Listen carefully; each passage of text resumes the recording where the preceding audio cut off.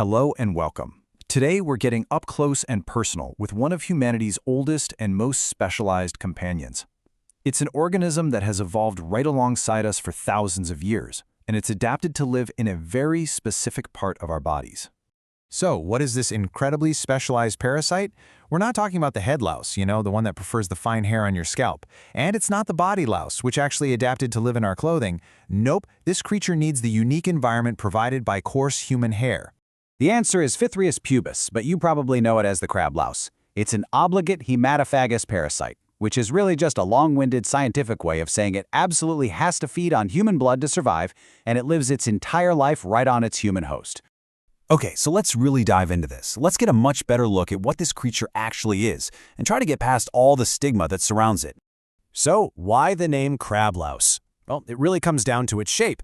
Just look at that short, broad body and those powerful, oversized claws. I mean, these are like evolutionary marvels, designed for one single purpose: to get an unbreakable grip on the thicker, coarser hair found in places like the pubic region. Now, to really understand its place in the world, let's take a quick look at its classification. Of course, it's in the Animalia kingdom. It's an arthropod, which means it has that exoskeleton and jointed legs.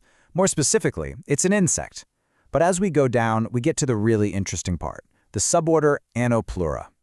These are the sucking lice, and they are found only on mammals. This is what separates them from other types like biting or chewing lice. Biologically speaking, Phthirus pubis is what we call an ectoparasite, and this is a really important distinction. See, unlike endoparasites that live inside a host's body, ectoparasites live on the outside, on the surface. This means its entire life and how it gets from person to person is all tied to the exterior of our bodies. And that leads us to maybe the most critical point about its survival. This thing is completely, utterly dependent on us. It needs a human host for its food, our blood, and for thermoregulation, to stay warm. If you take it away from that perfect environment, it dehydrates and dies really fast, usually within just 24 to 48 hours.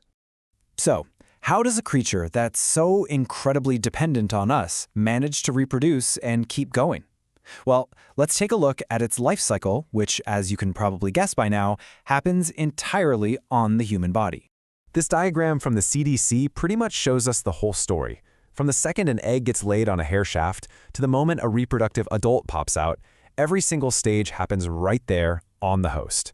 This closed-loop cycle is the absolute key to understanding how these infestations keep going and how they get transmitted. Let's break that whole process down into 3 simple stages. First, the female lays an egg, which we call a nit, and basically glues it to the base of a hair. Second, after about a week or so, a nymph hatches. Think of this as a tiny, immature version of the adult. It'll go through 3 molts, and it has to feed on blood between each one. And finally, about 2 weeks later, that third nymph molts into a fully mature adult, ready to find a mate and start the whole cycle over again. Okay, so understanding the biology is one thing, but what does an infestation actually look like for a person? And more importantly, how do we get rid of it? The number one symptom, without a doubt, is intense itching. The medical term is pruritus. Now, a lot of people think it's the louse moving around that causes the itch, but that's not it. It's actually an allergic reaction to the proteins in its saliva, which it injects every time it feeds. The good news is, diagnosis is usually really straightforward. A doctor or nurse just needs to find a louse or a nit in the area. Treatment typically involves some kind of topical medication. These are called pediculicides. But, and this is the absolutely critical part, a single application is almost never enough. See, most of these treatments are great at killing live lice, but they aren't very good at killing the eggs, the nits. That's why a second treatment is almost always recommended, about 7 to 10 days later. That timing is specifically designed to kill any of the newly hatched nymphs before they get a chance to grow up and lay new eggs. All right, now let's zoom out. We've talked about the individual, but let's look at the population level. How do public health agencies even keep track of an organism like this? For this, we're going to use the Netherlands as a kind of case study. So, get this. In 2023, there were over 172,000 consultations at sexual health centers in the Netherlands. A number that big gives us a sense of the sheer scale of public health monitoring for all kinds of infections that, just like Phthirus pubis, are often transmitted through close or intimate contact. Now, while Phthirus pubis itself isn't what they call a notifiable disease in the Netherlands, we can look at other data to get an idea of what's happening. For instance, a 31% jump in gonorrhea diagnosis is a big deal. But maybe even more telling is the huge 3- to 5-fold increase in scabies, another ectoparasite. This strongly suggests that social patterns are changing, with more close contact creating an environment where Phthirus pubis could also be spreading more easily. And of course, in our super-connected world, parasites don't really care about borders. The spread of ectoparasites into new areas is heavily influenced by things like international travel and migration, which makes this a constant challenge for public health officials everywhere. So, with all that in mind, how do we actually break the cycle of transmission, and what does the future hold when it comes to diagnostics? Prevention is all about breaking that chain of transmission. Step 1, decontaminate any clothes and bedding you used right before treatment. Washing them in hot water is key. Step 2, you've got to notify any sexual partners so they can get checked and treated if needed. Step 3, avoid sexual contact until you're absolutely sure the infestation is gone. And this last one is important.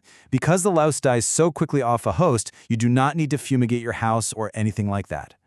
And looking ahead, the research is getting pretty high-tech. Scientists are actually developing artificial intelligence models that can recognize lice and nits from pictures, and they're using cool techniques like DNA barcoding for super precise identification. The whole idea is to make diagnosis faster, way more accurate, and less likely to be missed. Which really leaves us with one final thought. We've seen how our social trends can affect transmission rates, and we see how technology is changing diagnosis. So, as our own behaviors and societies keep shifting, how is our long co-evolutionary dance with parasites like Phthirus pubis going to change in the years ahead? Just so you know, this entire explainer on Phthirus pubis was put together using a Gemini deep search. For anyone who really wants to dive into the research, we've put a complete list of all the sources in the Notebook LM document that's linked right below.